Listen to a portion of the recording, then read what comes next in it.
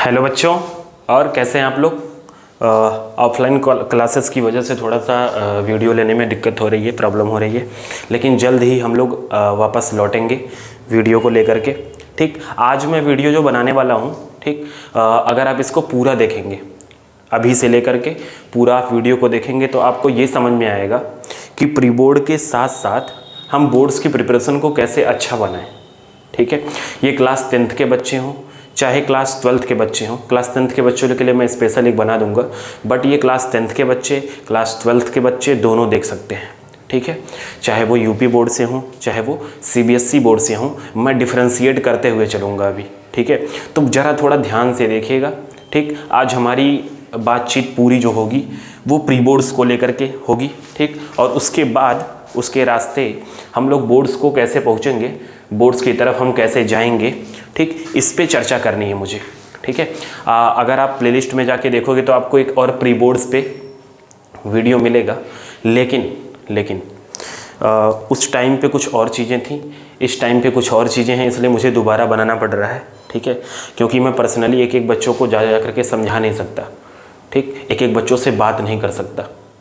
ठीक है ना, तो आप लोग को जिसको भी ये समझना होगा, ठीक, कि प्री बोर्ड्स की तैयारी, प्री बोर्ड्स के साथ साथ हम बोर्ड्स की तैयारी कैसे करें, जिन्होंने स्टार्ट किया हुआ है वो भी समझ लें इसको देख करके, जो स्टार्ट आधे पे अभी कर रहे हैं, ये मतलब जिनकी तैयारी पूरी हो चुकी है, मतलब जितना अभी तक पढ़ाया जा चुका है वो पूरा का पूरा रेडी है उनका, वो भी ये वीडियो देखेंगे, और जिन्होंने अभी स्टार्ट नहीं किया है वो तो ज़रूर देखेंगे। ठीक है बच्चों, और अगर आपको फिर भी सोचना है तो कृपया ये वीडियो मत देखें। ठीक है क्योंकि मुझे पता है कि ये वीडियो देखने के बाद आपकी सारी समस्या दूर हो जाएगी। ठीक है बच्चों सॉरी। तो चलिए स्टार्ट करते हैं प्री बोर्ड से। जब कहानी वहीं से स्टार्ट हो रही है, जैसे उस वीडियो में मैंने स्टार्ट किया था, वैसे यहाँ से भी स्टार्ट करते हैं। जो है टॉपिक आता है प्री बोर्ड्स का, तो मैं दो चीज़ें आपको प्री बोर्ड्स के बारे में बता देता हूँ। ठीक, जैसा कि बच्चे प्री बोर्ड्स को लेके बड़ा परेशान है, ठीक है ना, क्योंकि आजकल स्कूलों में क्या है कि 3-3 प्री बोर्ड या 4-4 प्री बोर्ड, 3 प्री बोर्ड्स, कुछ स्कूलों में 4 प्री बोर्ड्स। ठीक है, तो ऐसे कुछ सुविधाएं करी जा रही हैं बच्चों के लिए। ठीक, जो कि एक असुविधा के रूप में बाहर निकल के आ रहा है। क्यों? क्योंकि बच्चे जो है प्री बोर्ड्स को लेकर के घबरा गए। ठीक है ना, घबराने का मतलब ये हुआ कि उनके दिमाग में ये चल रहा है। ठीक, इसमें दो चीज़ें हैं, दो रीज़न है इसका बहुत बड़ा, कि अगर मेरा प्री बोर्ड में नंबर नहीं आया, ठीक है, पहले प्री बोर्ड में नंबर नहीं आया, तो मुझे गार्जियन ये कहेंगे कि जब आपका प्री बोर्ड्स में नंबर नहीं आ रहा है तो बोर्ड्स में नंबर कैसे आएगा। जब आपका प्री बोर्ड में 35% आ रहा है तो बोर्ड्स में आपका 89% कैसे आएगा, 90% कैसे आएगा। तो मैं उस पर बात ही नहीं कर रहा। ठीक है ना, मैं बात करना चाहता हूं कि जिन लोगों के दिमाग में ये सब चीज़ें चल रही हैं वो कैसे दूर होंगी, इसको आप दिमाग में रखिएगा। ठीक, तो आप रिजल्ट ओरिएंटेड मत रहिए। ठीक है, आप चीज़ों को मेरे समझिए, उसको एग्जीक्यूट करिए। ठीक है, उसका पालन करिए, उस पर काम करिए, आपको रिजल्ट जरूर का जरूर मिलेगा। ठीक है बच्चों, तो बिना कुछ बकवास किए हम लोग स्टार्ट करते हैं। ठीक, करना क्या है देखिएगा ध्यान से। जिनके स्कूलों में 3 प्री बोर्ड हो रहा है, ध्यान से सुनिएगा, जिनके स्कूलों में 3 प्री बोर्ड हो रहा है, 1, 2 और 3। ठीक है, अक्टूबर में, ठीक, नवंबर में और दिसंबर में, ये प्री बोर्ड्स की टाइमिंग है। तो ध्यान से आप देखिएगा। ठीक, आपको पता है कि अक्टूबर तक, ठीक है, ये उन बच्चों को बता रहा हूँ जो स्कूल के प्रोसेस में हैं। ठीक है, जो एकदम नहीं पढ़ाई स्टार्ट किए उनके लिए भी अभी वीडियो में आगे मैं बताऊंगा। ठीक है, सब चीज़ों को मैं एकदम पकड़ के लेके आया हूँ और सारी चीज़ें मैं इसमें आपको बताऊंगा। तो आप अगर आप शांतिपूर्वक थोड़ा सा श्रद्धा और सबूरी रखेंगे, ठीक है, जय साईं बाबा, ठीक है, रखेंगे तो आपको पूरी चीज़ें समझ में आ जाएंगी।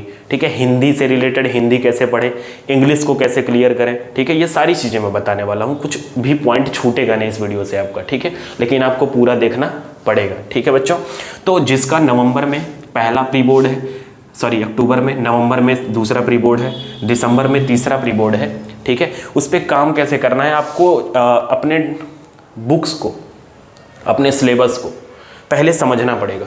ठीक है ना, उस समझने के लिए मैंने आपको सबसे पहले बोला था क्या कि आप चैप्टर्स के नाम अपने 3 पेज पे, मतलब 3 ऐसा पेज लीजिए, 1 मिनट में दिखाता हूँ। आज मैं थोड़ा सा इधर उधर कॉपी खंगाल रहा था तो मुझे खदीजा की कॉपी मिली। ठीक है, खदीजा को आप भली भांति जानते होंगे जो हमसे जुड़े होंगे। ठीक है, जिसका अभी एडमिशन हुआ है नीट में। 610 नंबर थे।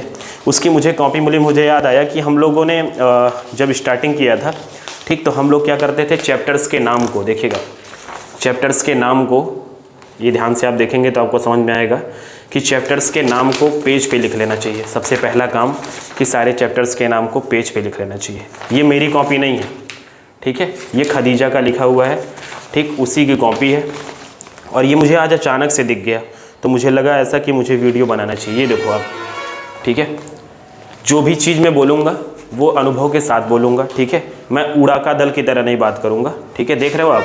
तो ये चैप्टर्स का नाम क्यों लिखा जा रहा है, ये चैप्टर्स का नाम, जिससे आपको ये कंफर्म रहे कि आप किन चीज़ों को आप पढ़ चुके हो और किन चीज़ों को आपको पढ़ना अभी बाकी है, ठीक है। एक बार और खदीजा को बधाई, ठीक है। कौन कौन सी चीज़ आपके लिए बाकी है अभी, कौन कौन सी चीज़ अभी पढ़ना है, ठीक। तो सबसे पहले आप क्या करेंगे, आप चैप्टर्स को, सभी चैप्टर्स को, एक को नहीं बोल रहा हूँ, अगर आप क्लास 10th के हैं तो जितने भी सब्जेक्ट आपके हैं सबके चैप्टर्स को एक पेज पे लिखिए, ठीक है। अगर आप क्लास 12th में हैं तब भी सभी सब्जेक्ट्स के चैप्टर्स को आप किस पे लिखिए, एक पेज पे लिखिए। अगर नहीं लिखने का मन है, असकत आपको ज़्यादा लगती है, बहुत आलसी आदमी हो आप, तो आप NCERT के बुक पे आगे कंटेंट दिया होता है उसमें भी आप लगा सकते हो, टॉपिक दिए होते हैं, फिर सब टॉपिक दिए होते हैं, ठीक है ना। तो आपको करना क्या मैं बता रहा हूँ। सबसे पहली चीज़ तो मैं आपको ये बताऊंगा कि आप क्या करेंगे, चैप्टर्स सब टॉपिक के बेसिस पे आप तैयार करते जाएंगे। और फिजिक्स की अगर मैं बात करूँ, फिजिक्स, केमिस्ट्री और मैथमेटिक्स, ठीक है ना, तो मैथमेटिक्स को मैं थोड़ा डिफ्रेंशिएट अलग करता हूँ क्योंकि मैथ्स मेरा ही सब्जेक्ट है, ठीक, तो मैं उसको बता दूंगा अभी। अगर मैं फिजिक्स और केमिस्ट्री की बात करूँ, ठीक, तो आपको सभी चैप्टर्स पे, ठीक है, सभी चैप्टर जिसमें भी न्यूमेरिकल्स वाले पार्ट आते हैं, ठीक है, आपको टॉपिक्स तैयार करते हुए चलने हैं। वो जो उसमें चैप्टर्स में सब टॉपिक दिए होते हैं उसके हिसाब से आपको टॉपिक तैयार करते हुए चलना है। और एक टॉपिक पे कम से कम 10 क्वेश्चन लगा होना चाहिए। अब आपको कहाँ से लगाना है, अगर आपके पास प्रीवियस ईयर क्वेश्चंस हैं, ठीक है, अगर आप CBSE बोर्ड के हो तो PYQs मिलते हैं आपको, अगर आप UP बोर्ड्स इंग्लिश मीडियम के हो तो आपको अवतार मिलता है। अवतार नाम का एक प्राणी पाया जाता है बुक पाई जाती है, ठीक है, जिसमें आपको प्रीवियस ईयर क्वेश्चन दिए होते हैं, ठीक। अनसॉल्व भी आप ले सकते हो, अनसॉल्व मतलब जिसमें सॉल्व क्वेश्चन ना हो, केवल क्वेश्चन रखा हुआ है एक साथ सजा करके, ठीक है। तो उससे आपको क्या आइडिया लगेगा कि हमारे इन चैप्टर्स से, इन टॉपिक से कैसे कैसे टाइप के क्वेश्चन आते हैं, ठीक है ना। ये सारे प्लान स्टार्ट करने से पहले आपको प्लान को समझना पड़ेगा, ठीक है, सब्जेक्ट्स को समझना पड़ेगा कि किस में कैसे कैसे क्वेश्चंस आते हैं, ठीक है, और क्या क्या हमको पढ़ना है, ठीक है ना। तो जब आप बुक्स चैप्टर्स के नाम लिखे रहोगे, ठीक, और एक चैप्टर्स आपने ख़त्म किया तो उनसे रिलेटेड जितने भी न्यूमेरिकल्स हैं हर टॉपिक से रिलेटेड वो आपको लगाते हुए चलने हैं, ठीक है ना, ठीक। अच्छा, उसके बाद केमिस्ट्री में बात करूँ तो केमिस्ट्री में भी यही काम करना है, बाइनरी रिएक्शंस अलग छांट के रख लेने हैं, ठीक है। बाइनरी रिएक्शन से हर साल 3 से 4 क्वेश्चन हर साल आ रहा है, ठीक है ना, 12th की बात कर रहा हूँ मैं, हाँ, ठीक है।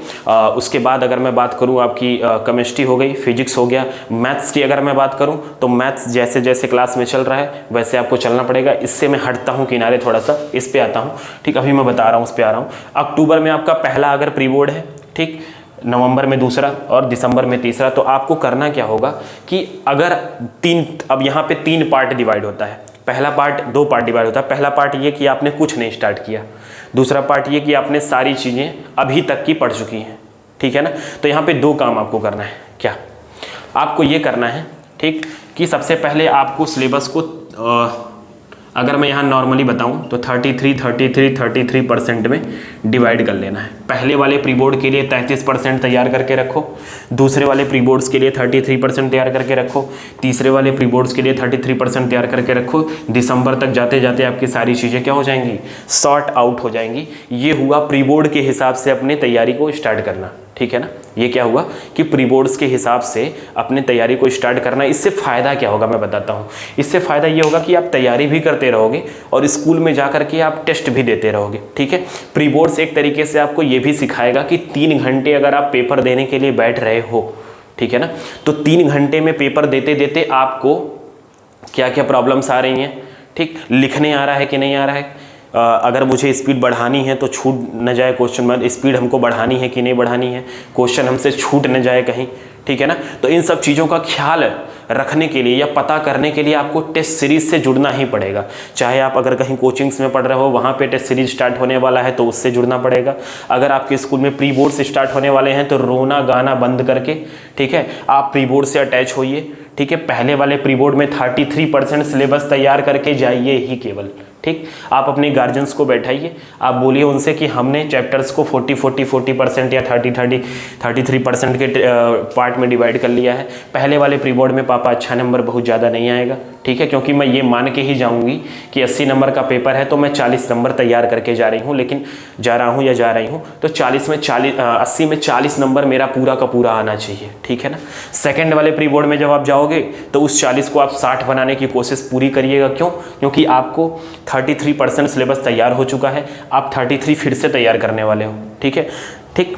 उसके बाद 33 अगले वाले में, तो पूरा जाते जाते क्या हो जाएगा, आपका पूरा सिलेबस क्लियर हो जाएगा, ठीक है ना। मतलब प्री बोर्ड के साथ साथ अगर आपको तैयारी करनी है तो ये फंडा हो गया, ठीक। और अगर आपको प्री बोर्ड से, कुछ बच्चे ऐसे हैं जिनको प्री बोर्ड से कोई मतलब नहीं है, ठीक है, तो मैं आपको बताता हूँ, ठीक। दो चीज़ें यहाँ पे, दो चीज़ें डिवाइड होती हैं। पहला, कुछ बच्चे ऐसे हैं जिन्होंने कुछ नहीं पढ़ा,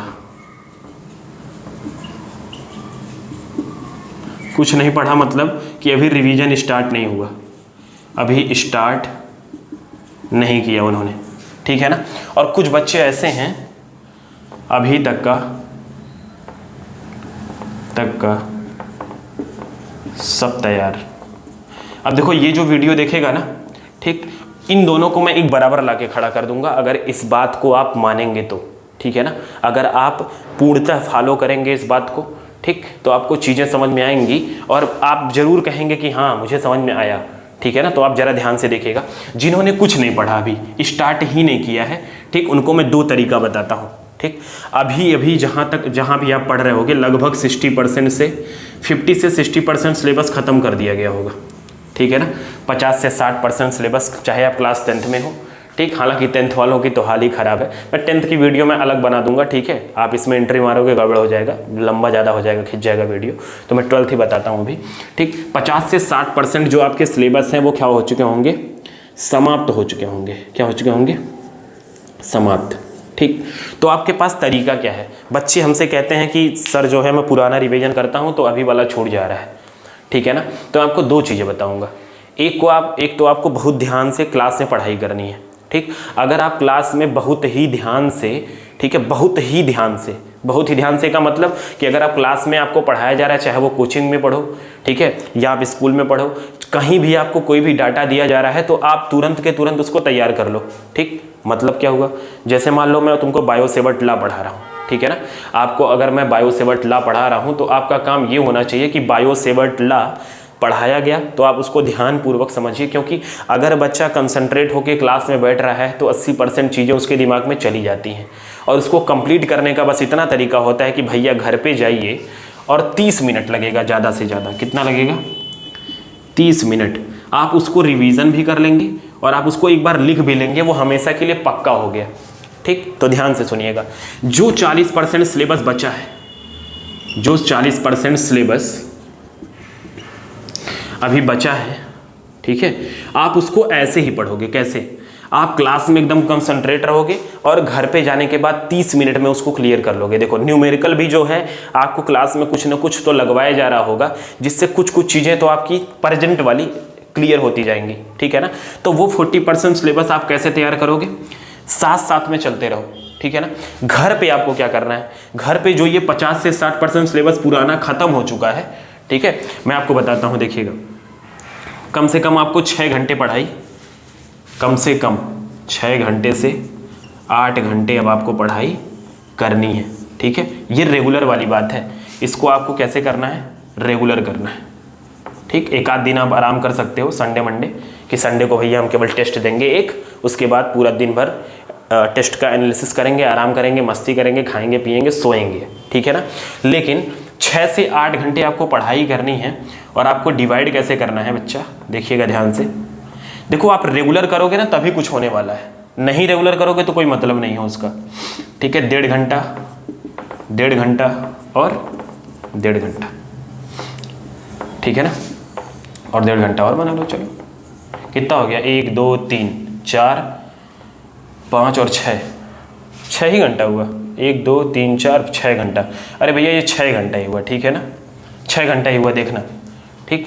इसमें से आपको क्या करना है, ये फिजिक्स की टाइम है, ये केमिस्ट्री की टाइम है और ये बायोलॉजी या मैथ। ठीक है, वैसे मैथ्स वाले तो कहेंगे भैया मैथ्स वालों को पढ़ना क्या है, लगाना ही है। ठीक है, तो 1.5 घंटा पूरा का पूरा लगाएं, कोई प्रॉब्लम वाली बात नहीं है। ठीक है, बायो मैथ्स हो गया और ये हिंदी और इंग्लिश की बारी आ गई, हिंदी और इंग्लिश। ठीक है ना। अब 3 चीज़ें देखो, 2 चीज़ें आपके सामने हैं। ठीक, ये 6 घंटा है आपके सामने। ठीक है, और मेरा प्लान ये है आपके सामने। मैं आपको ये नहीं बताऊंगा कि इतने बजे से इतने बजे तक पढ़ना है। ठीक है, मैं कभी ये सब बताता ही नहीं हूँ। ठीक, ये उन बच्चों के लिए सारे प्रोग्राम बता रहा हूँ मैं जो बच्चे अभी कुछ स्टार्ट ही नहीं किए हैं। ठीक है, तो वो क्या करेंगे देखिएगा, आधे घंटे जो सब सब्जेक्ट में दिख रहे हैं वो इनके लिए है। ध्यान से सुनिएगा, ये आधे घंटे जो हर सब्जेक्ट में दिख रहे हैं वो इनके लिए है, जो तुरंत पढ़ाया जा रहा है कोचिंग में। ठीक है, या स्कूल में तुरंत पढ़ाया जो भी जा रहा होगा उसको आपको क्या करना है, तुरंत के तुरंत घर पे जाना है। ठीक, 5 मिनट 10 मिनट देखना है उसको और लिख लेना है। एक बार एक कॉपी आपके पास होनी चाहिए, उसमें आप डेरिवेशन लिख लोगे या फार्मूले वाली कॉपी जो भी हो आपका। ठीक, उसको एक बार रीड करना और पढ़ लेना है। ठीक है बच्चा, उसके बाद जो 1 घंटा बचा है ना, वो आपको पुरानी चीज़ों में रिविजन के लिए देना है। ठीक, पुरानी चीज़ों की रिवीजन के लिए देना है 1 घंटा इसका, 1 घंटा इसका, 1 घंटा इसका। 3 घंटा आपको पूरा का पूरा रिवीजन में देना है और आधे घंटे केवल आपको क्या करना है। कब ऐसा आप कर पाओगे, जब आप क्लास में ध्यानपूर्वक पढ़ रहे होगे तब। ठीक है ना। अगर आप ध्यानपूर्वक नहीं पढ़ रहे हो तो आपको क्या करना पड़ेगा, देखिए 2 चीज़ मैं बताऊं। अगर आप केवल पुरानी चीज़ों को रिवाइज करने में लग जाओगे, पुरानी चीज़ों को कवर करने में, तो नई चीज़ें आपसे छूटती जाएंगी, नई चीज़ें आपसे छूटती जाएंगी और छूटती जब जाएंगी तो बाद में उसको भी इसी तरीके से पढ़ना पड़ेगा जिस तरीके से अभी आप पुराने वाली चीज़ों को पढ़ रहे हो। समझ रहे हो ना। ठीक है, तो इसीलिए मैं 30-30 मिनट दे रहा हूँ। आप इसको बढ़ा सकते हो 1 घंटे को, सॉरी 1 घंटे वाले रिवीजन वाले टाइम को आप बढ़ा सकते हो कि पुरानी वाली चीज़ों को मैं 1.5 घंटा पढ़ूंगा और अभी वाली चीज़ों को मैं आधा घंटा। मतलब मेरे कहने का सुनिएगा, मैं ये कहना चाह रहा हूँ कि अभी वाली चीज़ भी ऐसे पकड़ के चलिएगा ना कि आपके हाथ में रहे। क्यों, जैसे आपको लास्ट में अगर 20 दिन भी मिले, 25 दिन भी मिले दिसंबर में, ठीक है, तो आप अपनी इस 40% वाली सिलेबस जो बचे हुए हैं, जिसको आप धीरे धीरे कवर करते चल रहे थे, साथ साथ में चैप्टर्स के साथ साथ में, क्लास के साथ साथ में, आप जो कंसंट्रेट होकर क्लास में पढ़ रहे थे, अपने दिमाग और बुद्धि को सही रख करके क्लास में पढ़ने की कोशिश कर रहे थे, उन चीज़ों को आपको बाद में कम समय देना पड़ेगा। कब, जब आप आज क्लास में कंसंट्रेट होकर पढ़ोगे। ठीक है, और घर पे जाके उसको एक बार रिवाइज कर लोगे। ठीक है बच्चा, समझ में आ रहा है ना आपको, पूरा का पूरा समझ में आ रहा है फंडा। ठीक, अच्छा ठीक है। रिवीजन में क्या करना है सर, रिवीजन में क्या करें, पूरा रिवीजन करें, ऐसे पढ़ें केवल। ठीक है, तो नहीं, ऐसा नहीं करना। अगर आप फिजिक्स का रिवीजन कर रहे हो, ठीक, तो मैं आपसे बोला हूँ क्या, सबसे पहला काम कि चैप्टर्स का नाम लिखना है। आप डिवाइड करो कि भैया तीन टॉपिक जो है आज मैं पढ़ लूँगा और 3 टॉपिक पे 10 क्वेश्चन लगा लूँगा, 10-15 क्वेश्चन आपको दे करके PYQ जो भी रखे होंगे आपके प्रीवियस ईयर क्वेश्चन, वो आपको लगा लेना है। ये डेली का प्लान बनाना है। समझ में आ रहा है आपके, ये मैं प्लान बनाने के लिए इसलिए कह रहा हूँ क्योंकि आप घंटा जब गिनने लगते हो तो बड़ा दिक्कत हो जाती है। मैं आपको बताता हूँ, देखो 1 मिनट। आपको करना क्या है, अगर आप केवल इतना भी करोगे तो भी बहुत है। 3 टॉपिक्स डेली पढ़ो, हर सब्जेक्ट के डेली 3 टॉपिक डेली पढ़ो और हर सब्जेक्ट के 15 क्वेश्चन लगाओ। 15 में ज़्यादा भी बोल दे रहा हूँ, ठीक है, आप 10 भी कर सकते हो इसको। हर सब्जेक्ट के आप 10 क्वेश्चन डेली लगाओ।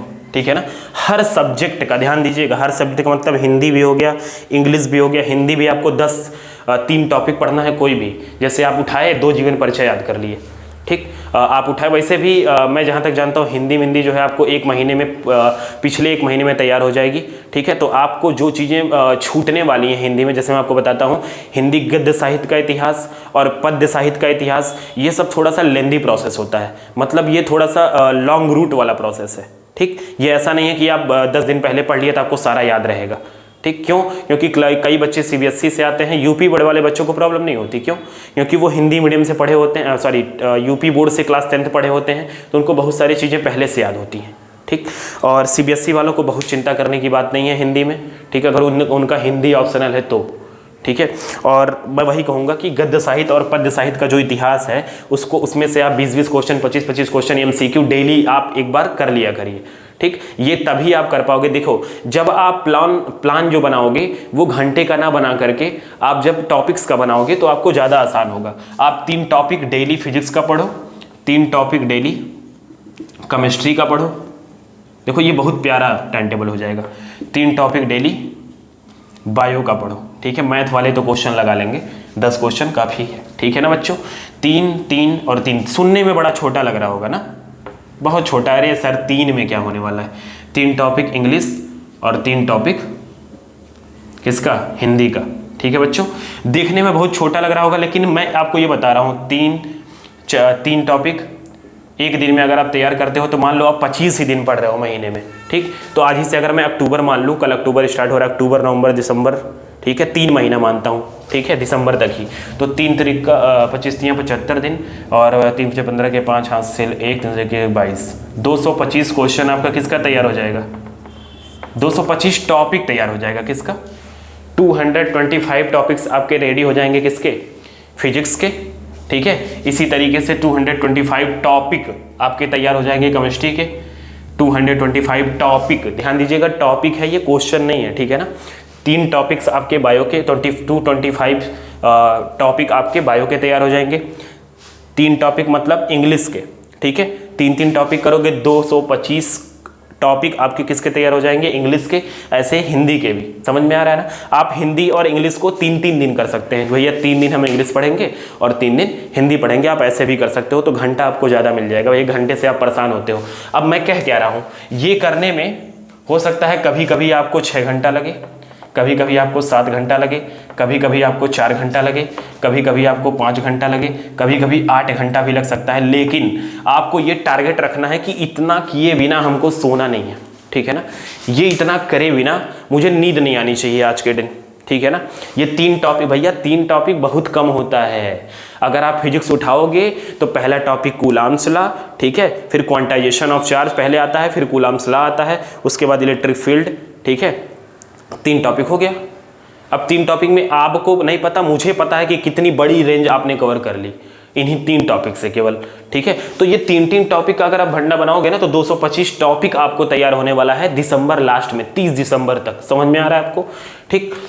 उसके बाद में क्या कह रहा है, 3 टॉपिक केमिस्ट्री का, 3 टॉपिक बायो का, 3 टॉपिक इंग्लिश का, 3 टॉपिक हिंदी का। कई बच्चे ये कह रहे होंगे अरे सर आप तो ये भूल गए कि उसी में हमको लैब मैनुअल भी बनाना होगा, सर हमको कॉपी भी पूरी करनी होगी। तो सब मैं ही चिंता करूँगा, आप भी तो कुछ करो, ठीक है। मैं तो आपको एक प्लान बता रहा हूँ ना। मैं क्या कह रहा हूँ आपसे, आप अगर एक दिन करके तो देखो भैया, हो सकता हो 4 ही घंटा लग रहा हो आपको ये सब करने में, ठीक है ना। हो सकता हो 3 ही घंटे में आप कर ले रहे हो, तो बहुत अच्छी बात है, आपको रिजल्ट दिख रहा है ना। क्या 225 टॉपिक, और मुझे नहीं लगता है कि 225 टॉपिक होगा भी, ठीक है। 225 टॉपिक होगा भी, ये मुझे नहीं लगता है ऐसा, ठीक है बच्चों। तो अगर आप इसी तरीके से टॉपिक वाइज प्लान के मुताबिक अगर आप काम करेंगे तो आपको टेंशन नहीं रहेगा। आपको पता रहेगा कि मुझे ये प्लान आज ख़त्म करके तभी सोना है, ठीक है। और अगर आप घंटे के मुताबिक पढ़ेंगे, आपको पता होगा जब भी आप 2 घंटे का टाइम टेबल बना के पढ़ाई शुरू करते हो तो 1.5 घंटा खत्म होने के बाद आप घड़ी देखना शुरू करते हो, ठीक है। और जब आपके पास प्लान रहेगा ना तो अच्छी बात है, आप उसमें सोचो क्या प्लान रहेगा 10 क्वेश्चन का, आप 8वें पे पहुंचोगे, कहोगे भाई 10वां आ जा जल्दी, 10वां आ जा, तो अच्छी बात है ना। ये आप ऐसी चीज़ सोच रहे हो जो आपको मोटिवेशन देगा। लेकिन जो आप टाइम के बारे में सोचते हो ना तो आपको वो पीछे खींच के लाता है चीज़, ठीक है। तो थोड़ा सा आपको इस पे काम करना पड़ेगा, किस पे, कि 3 क्वेश्चन आप क्या करो, डेली लगाओ, ठीक है बच्चों। तो ये हो गया किसके लिए, जो बच्चे अभी तक कुछ भी स्टार्ट नहीं किए हैं, ठीक है बच्चा, कुछ भी चीज़ स्टार्ट नहीं किए हैं। अच्छा, ये सब सुनने के बाद, पूरा वीडियो सुनने के बाद अगर आपको लग रहा होगा कि इसी टॉपिक पे और आपको कुछ जानना है, ठीक, तो आप मुझे बताइएगा, मैं उस पर भी बना दूंगा, ठीक है। आप परेशान मत होइए, ठीक है, क्योंकि पर्सनली मैं बात नहीं कर पाता ना सारे बच्चों से। और मैं क्या मतलब, कोई भी टीचर, हमारे लोग, सब लोग जो लोग हम लोग हैं, ठीक है, बात नहीं कर पाते तो थोड़ी सी प्रॉब्लम तो होती है सबको, बारी बारी कितना कोई समझा पाएगा, ठीक है ना। तो दूसरी चीज़ क्या है, जो बच्चे बच्चे लिख रहा था, देख रहे हो ना, जो बच्चे साथ साथ हैं का मतलब कि जो बच्चे साथ साथ हमारे पढ़ रहे हैं का मतलब भैया जो हमारे साथ चल रहे हैं, जहाँ तक हमने पढ़ाया है वहाँ तक की सारी चीज़ें क्या हैं, रेडी हैं उनकी, ठीक। उनके लिए क्या है, उनके लिए ये है कि जैसे चल रहे हो चलते रहो, ठीक है ना। आपके साथ एक्स्ट्रा वर्क क्या है कि आप हर संडे एक टेस्ट दो अपने लिए, खुद के लिए, ठीक है ना। आप हर संडे एक टेस्ट दो, उससे क्या होगा, 4 3 12, ठीक है, लगभग 12-15 टेस्ट आप दे लोगे, ठीक। और मैं चाहता हूँ, देखो टेस्ट तो हर जगह हो रहा होगा, मैं भी लूँगा, ठीक है, अपने कोचिंग्स पे, ठीक, स्कूलों में भी हो रहा होगा प्री बोर्ड्स, ठीक। तो टेस्ट को थोड़ा सा सीरियस आप लोग लिया करो, ठीक, क्योंकि टेस्ट में ही आपको सीखने, कई बच्चे क्या करते हैं टेस्ट को स्किप कर देते हैं, चाहे वो स्कूल का टेस्ट हुआ चाहे वो कोचिंग का टेस्ट हुआ, टेस्ट को कभी भी आपको स्किप नहीं करना है। ठीक है, अगर आप टेस्ट को स्किप कर रहे हैं ठीक, तो आप बहुत बड़ी चीज़ मिस कर दे रहे हैं। ठीक है बच्चा, तो आप ज़रा ध्यान दीजिएगा। देखिए ये जो मैं 3 टॉपिक वाली बात बताया हूँ ये 10th पे भी लागू होता है। ठीक है बच्चा, तो आप लोग थोड़ा सा इस पर काम करिए। ठीक है, परेशान होने से अच्छा है ना कि कुछ काम करिए।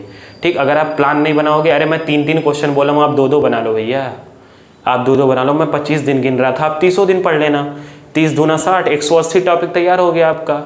ठीक है ना, तो अगर आप थोड़ा सा पॉजिटिव माइंड लेकर के, पॉजिटिव एटीट्यूड लेकर के, ठीक है, आप काम करोगे अपने किस पे, बोर्ड्स पे, तो आपका बहुत ही अच्छा नंबर आने वाला है। हालांकि मुझे नंबर से घंटा कुछ फ़र्क नहीं पड़ता, ठीक है, लेकिन फिर भी अच्छी बात है, आप पढ़ोगे, आपको नंबर चाहिए, नंबर आना भी चाहिए। ठीक है ना, एप्रिसिएशन किसको अच्छा नहीं लगता। ठीक है, तो अच्छी बात है, आप लोग पढ़ाई करिए। अगर किसी भी लोगों मतलब किसी भी बच्चे को कोई भी प्रॉब्लम होगी ना किसी भी चीज़ से रिलेटेड, कि सर इस चीज़ में हमको प्रॉब्लम हो रही है तो कैसे इसको स्टार्ट करें, इस पर हमको प्रॉब्लम हो रही है इस पर स्टार्ट करें, सर ये नहीं समझ में आ रहा वो नहीं समझ में आ रहा, ऐसे वैसे ताम झाम पता नहीं क्या क्या चीज़ें दिमाग में चल रही होंगी, तो आप मुझसे चैट पर आप बता सकते हो कि सर इस पर नहीं समझ में आ रहा, इस पर आप वीडियो बना दीजिए, इस पर नहीं समझ में आ रहा, इस पर वीडियो बना दीजिए। ठीक है, तो मैं आपको इसके लिए आ जाऊँगा। ठीक है, जल्दी ही क्लासेज हम लोग की शुरू होने वाली हैं, हम लोग जल्द ही आने वाले हैं इस लाइव सेशन पे। ठीक, तो फिर उस पर मिलते हैं। ठीक है बच्चों, बहुत बहुत धन्यवाद आपका। खुश रहिए, मुस्कुराते रहिए और टेंशन फ्री रहिए एकदम। ठीक है बच्चों, बाय बाय, गुड नाइट।